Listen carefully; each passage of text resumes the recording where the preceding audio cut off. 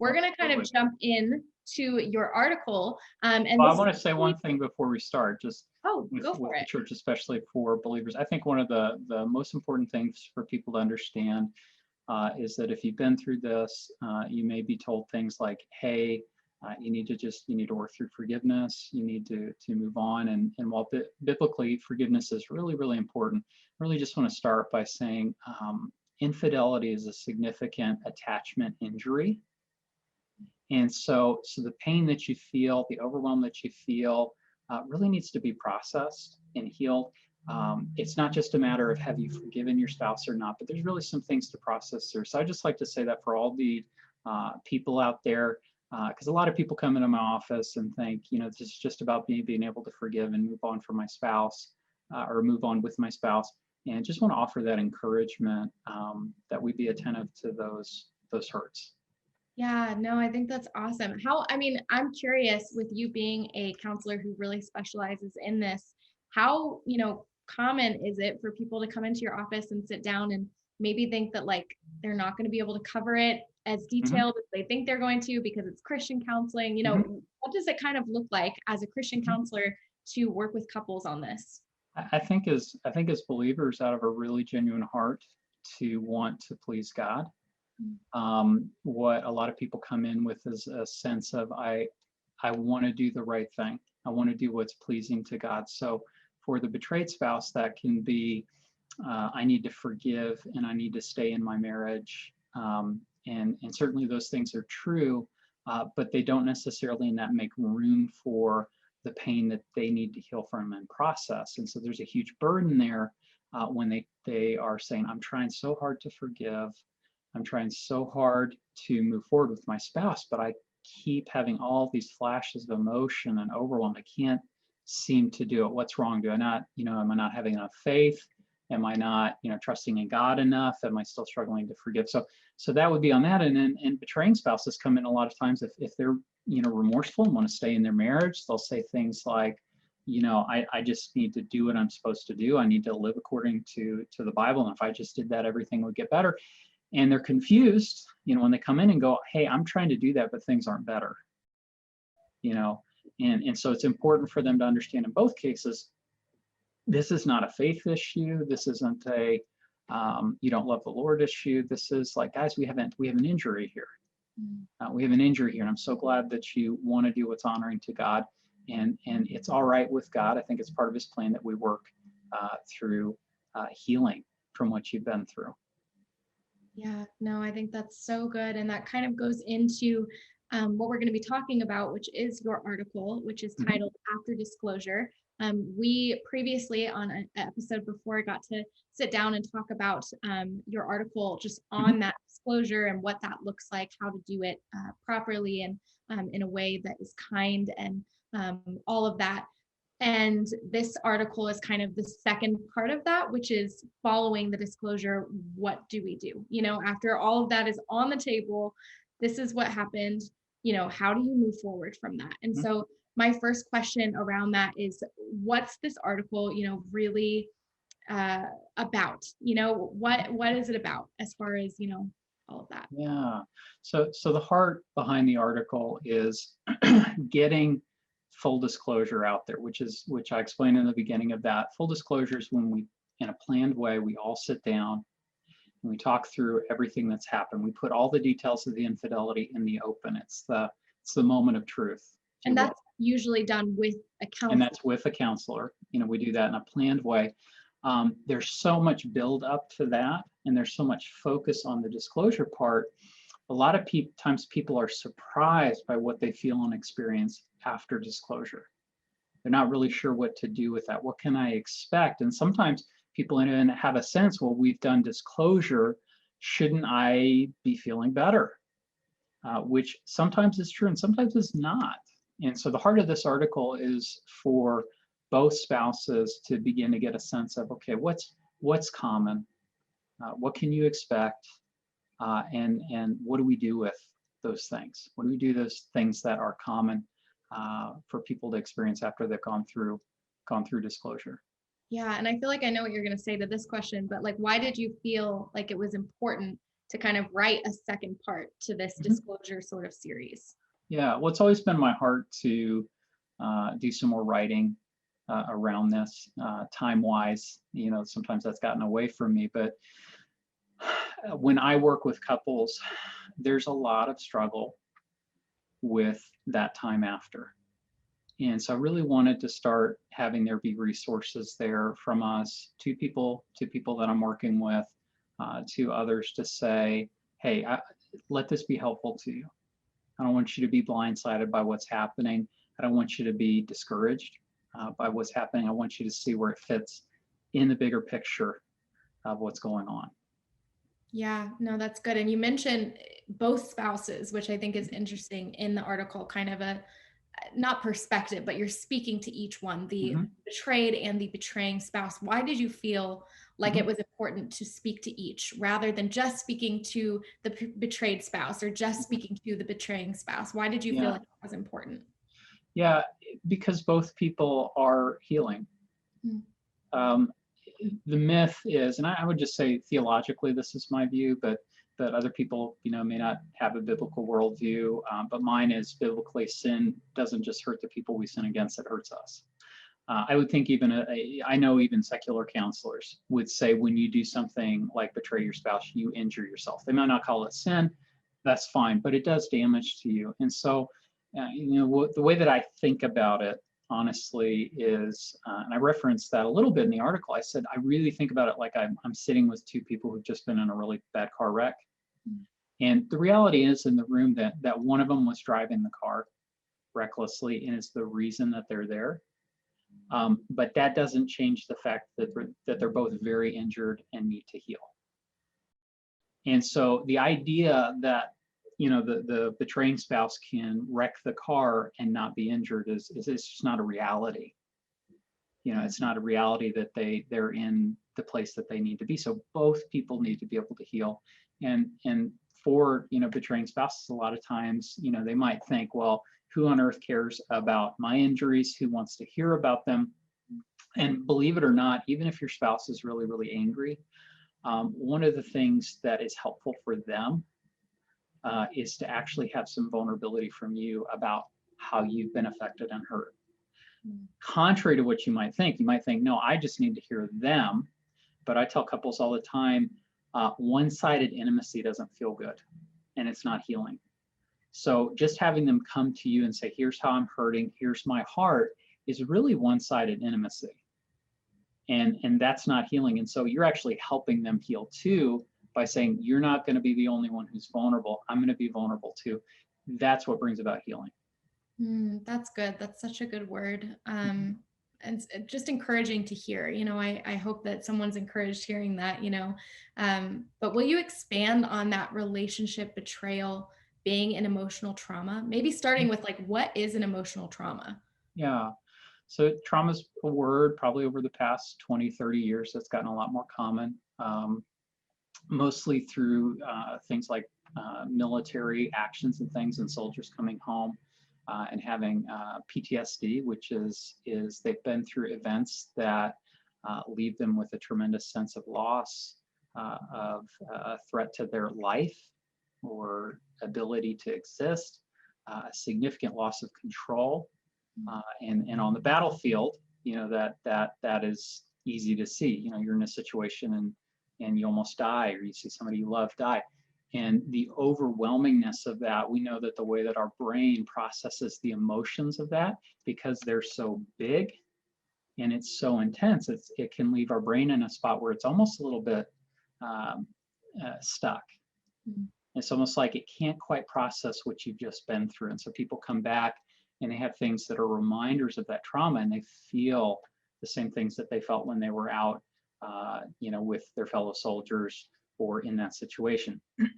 We know that trauma doesn't just happen on the battlefield. We've used it in talking about people who go through childhood abuse, or maybe they've been sexually assaulted or something like that. Those are all traumas. It's a threat to well-being in life, a total loss of control, a sense of losing your personhood in those moments. It's really, really devastating.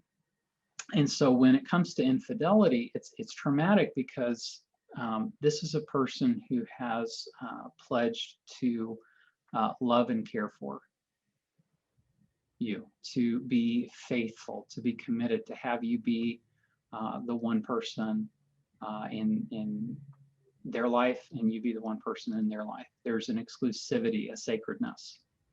And so what an infidelity does is it takes that bond, that really special attachment that we depend on, that we count on, and it ruptures the attachment. It creates a break, which is extraordinarily overwhelming and disruptive.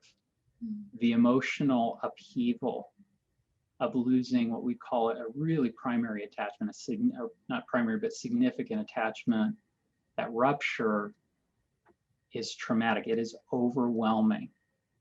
Yeah, there's a sense of just absolute out of control. I didn't cause this. I didn't bring this on. Somebody else did this to me. There was nothing I could have done.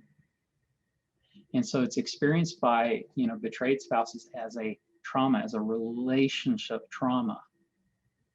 And what makes it especially difficult, or I'll use the word complex. Difficult's not a good word. Complex is, unlike some other situations where the person who's injured you is maybe not somebody that you have an attachment with. They're not going to be an ongoing part of your life. You kind of like, they did something awful and you're like, yeah, I don't ever want to be near them again. In this case, the trauma happens at the hands of somebody that you care about, you love, and you may want to continue to have a relationship with. You want to heal that bond with them. So it gets really, really complicated because of that. And it is traumatic. It is overwhelming. And the things that come with it, the floods of emotions, the being reminded of what's happened, being afraid and hyper vigilant, like, when are you going to do this again to me? All those things are characteristic of trauma. The person's nervous system is on high alert from that point. It's not going to stay that way if we do the work on it, but understanding that really, for your nervous system, for your brain, it's going into a protection mode.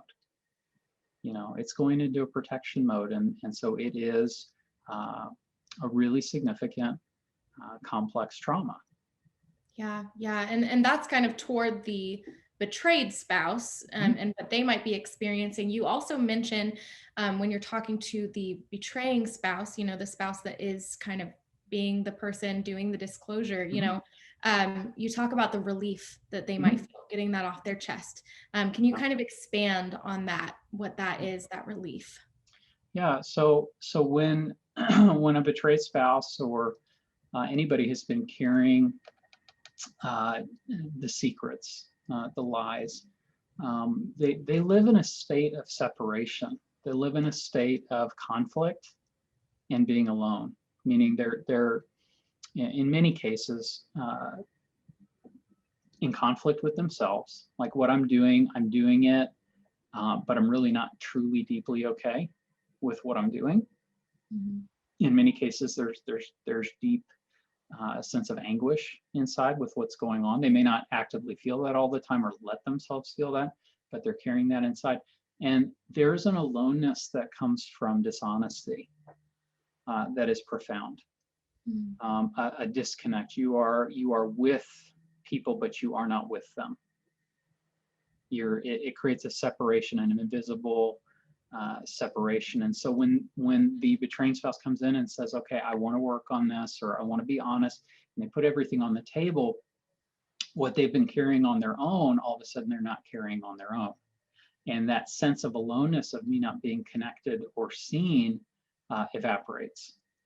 And so there's relief that comes from that. There's a relief, not that we're all okay, but almost like, gosh, I'm not alone anymore, or it's not all on me anymore. I'm finally doing the right thing.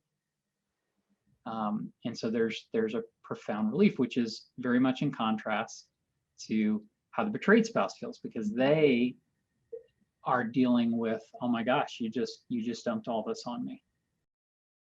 You just put all this on me.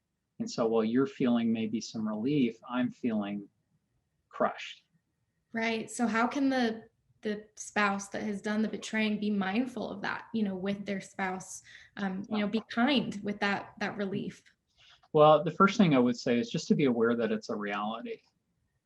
Um, any effort you make as a betrayed spouse or a betraying spouse to understand yourself, what you did, and also understand your partner is very healing. That effort, that being intentional, being willing to go near this, sends a strong message to your partner. It you've hurt them, but it's like you're not going to leave them alone. You're not gonna abandon them. You're going to try to get this. You're going to try to get what they're going through and what you're going through. And so that is so important that you can do that. The other things that you can do, some simple things, is understand that what they're feeling on a day-to-day basis and some of the things that are happening are not things that they're choosing. There really can be a sense sometimes that we pick what we feel. And in the case of trauma, that is definitely not true. If your spouse is having a really difficult day, if they're really sad or they're really angry or they're really hurting, they're not choosing that. They're feeling it because it just is. Mm-hmm. It is there. It would be like looking at somebody who's had a major surgery or injury and go, why are you in pain today? That was a couple of days ago that you had surgery. And it's like, well, because that's just is what it is. There's a lot of damage there. And some days they may feel that more than others. So having a compassion, patience, going, okay, it's all right. They're not choosing this. They're not picking this to make it more and more difficult. So what you can do is understand that and respond with kindness and empathy. Kindness sounds, rather than saying, I'm sorry, or I shouldn't have done it, it sounds more like, I want to be here for you. Yeah. I really hurt you. I know I did. I'm here. It's being there for them. The other thing that is important is when you are experiencing all of what they're going through, if you're the betraying spouse, you need to make sure that you are processing through your own recovery and your own emotions. Otherwise, you're not going to be able to be there for them. What's going to happen is if you're not processing your stuff, what you're going to find is you're either going to get angry in a lot of cases, or you're going to withdraw. And that's both of those do not help your spouse and they don't help you. The anger, in a sense of, oh my gosh, how long do we have to go through this? This is so hard. You're not forgiving me. This is so difficult. All those kinds of things, or just withdraw. I don't want to be around you. It's a drag to be with you. You always bring this stuff up. You're always feeling, can't we have a good day? If we can't have a good day, I'll just be somewhere else. Those are all signs that you're not processing and working through your recovery. Mm-hmm. And so those are some basic things. I mentioned some more things in the article, but those are a few things that I'd highlight. Yeah, no, I think that's great practical advice for the couple, on a day-to-day basis, just depending on what the day holds and what's going on. And what more advice as a counselor do you have for a couple who may be tuning in, or one of the spouses that may be tuning in, for processing their pain? Yeah. Well, I would want to really encourage people that if we'll actually work to process our pain is not forever. Mm-hmm. It does get better. You can heal. Time will not heal that. So I want to say that. A lot of times people think that time, if days go by, weeks go by, whatever it is, it will get better. Time doesn't heal. Processing our emotions, actually feeling them, going into them, learning how to deal with them is tremendously helpful. You will feel better and you'll heal. And so I would just really want to encourage, because there are some days when you're feeling the weight of what you're going through, you can feel really discouraged. And I just want to be an encouragement. I would want to be somebody that maybe you can just imagine leaning into me, just leaning into my confidence, my belief, my certainty that, hey, this gets better. It can get better. If you work recovery, you can heal. There's that hope for you. Yeah, that's good. That's good. I think my last question on this article and on this topic would be, how can a counselor be helpful for someone, for a couple who's going through this? Yeah, absolutely.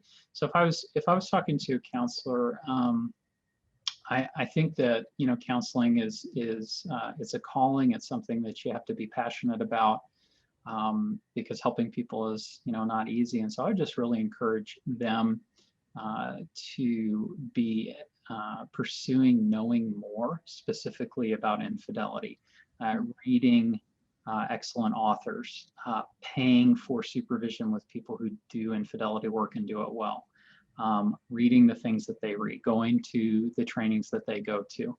Um, it's important because if you're going to help couples in this, because it's complex trauma, you want to make sure that you do that well. And so I just have learned that from other therapists on our team. That's like when we want to do excellent work, what we do is we go find people who are doing excellent work, and we say, what are you reading?